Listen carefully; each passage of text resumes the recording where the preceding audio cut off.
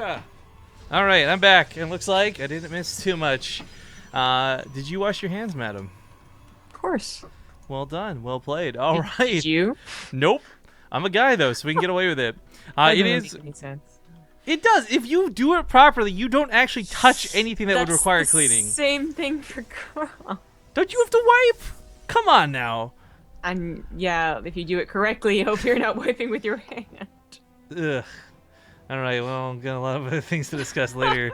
Ladies and gentlemen, welcome back. Game number 3 underway. It is 2-0 in the favor of this guy, spawning here in the top left side of the map.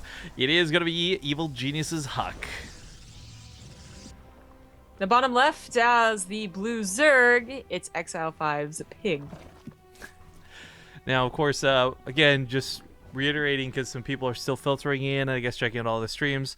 We are casting the same series as the main stream, yes. And the reason for this is because there are no other matches to begin. Everything's being done in sets of 2, and our set of Mana vs. Peely Peely was finished before game number 1 even ended on this series. So it would either be sitting around for an hour on a break screen, or we could just keep casting some StarCraft 2 and have some fun. So I hope you guys are enjoying it, and this is going to be kind of the plan for the day. So, for example, if the main stream finishes too soon, they will as well join into our games, and we'll be jumping back and forth and all this. But thank you to DRK Boris for the 10-month resub. Awesome. So do vampires not have to wash their hands? I wouldn't know because I'm not a vampire, Zombie Grub. It's a curious question. No, I vampires sweat? Why wouldn't they? I don't know, because they're undead. No, you know what? I gotta ask that again. Do vampires sweat? No, they glisten.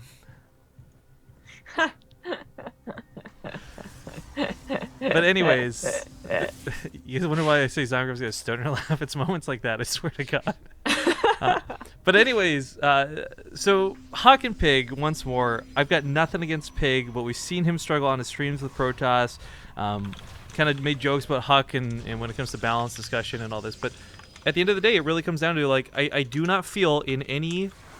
Like if PiG was more of like a special tactics player or somebody who did Nidus Worms or I don't know, like I would feel different. But because PiG is a very standard player, I really don't feel that if this goes to a macro game, he will find this match favoring him. Now that being said, that's not to say HuK won't make mistakes or get greedy or overzealous and be out of position a lot. And then you can always turn those into advantages no matter what the race is. But it's not even about balance. It's just the compositions right now are you know, you can't go Ultralisks. They're too weak to Immortals.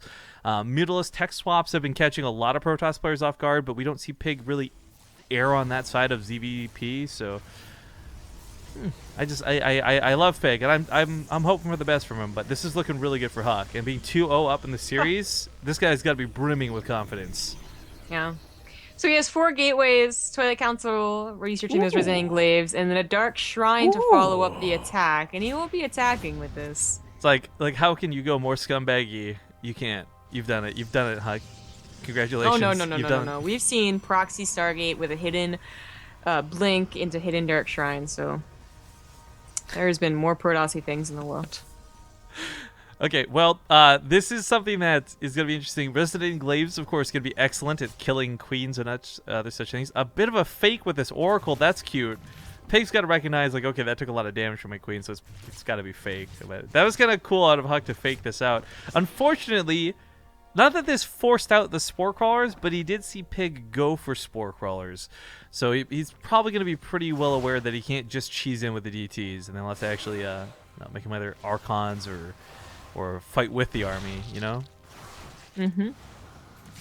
Well, this is going to be tough to deal with unless the Banshees get some really nice hits, but it's not even about this attack. It is about the follow-up. Oh, don't be here right now. Oh, this is not where you want to be with the Adepts. Oh, he gets caught in the middle lines. Nice job with those Lings blocking him in. Kills almost all of the Adepts.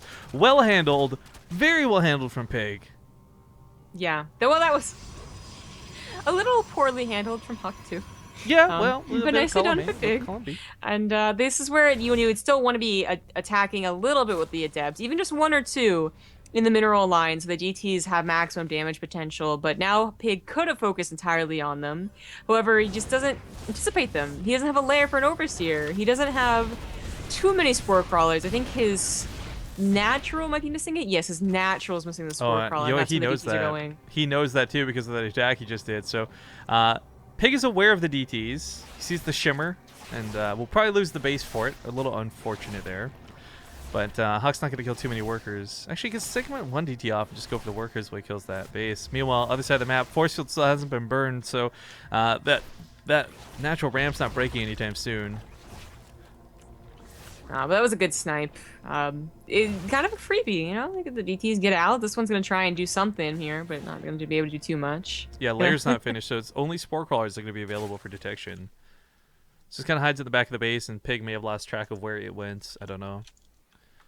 But yeah, so DTs, we've talked about this before, and I've been called out for it, so I want to actually thoroughly explain my thought process on this when it comes to DTs and Archons, right?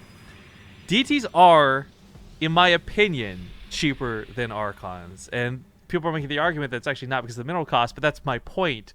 It costs less gas to use 2 Dark Templar than 2 High Templar, and in Legacy of the Void, the mineral income is what increased, and the gas income stayed exactly the same, at best. So you've actually got the gas to burn, or you usually don't have the gas to burn, excuse me, in a lot of situations, because you're trying to get Blink, +2, and whatever other transition out behind it.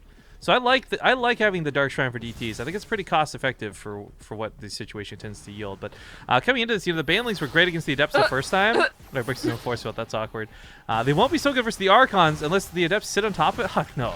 HuK, no. HuK, stop. But a HuK is being very abusive here. He does another force field. There it is. That's the last force field available, and he doesn't have a Warp Prism to continue to reinforce. So just going to go for the kill on the hatchery again. Look. The Adepts to get taken out. Okay, so the base actually dies, which sucks for Pig. But look at HuK's bank behind this zombie growth. Like, I talked about cost effectiveness, and that's kind of a moot point because he just has so much money behind it, and he's still not done. The Archon just like killing drones. What's up? A moot point. It's like a cow's opinion. Moot, M-O-O-T. It's like an upside down woot. It's moo. Yeah. So while this game's been going on, we've been having this rather intense debate in chat regarding hand sanitizer. And I saw this one comment about like what's more effective, hand sanitizer or dipping your hands in lava, right? I would argue that the lava would be more efficient at killing bacteria, but it would also take your hands away from you. And I think at the end of the day, hand sanitizer not taking your hands away from you wins. That's probably true. The drone transfer got wrecked by the Adepts. The fact that Hydralisks are out is nice, but he's not droning behind this. He's making more army, and he's not going to be able to afford to do this for much longer. Pig has half the workers of his opponent. Not a natural base up and running, and HuK is just looking too good to lose. GG, well played, mate.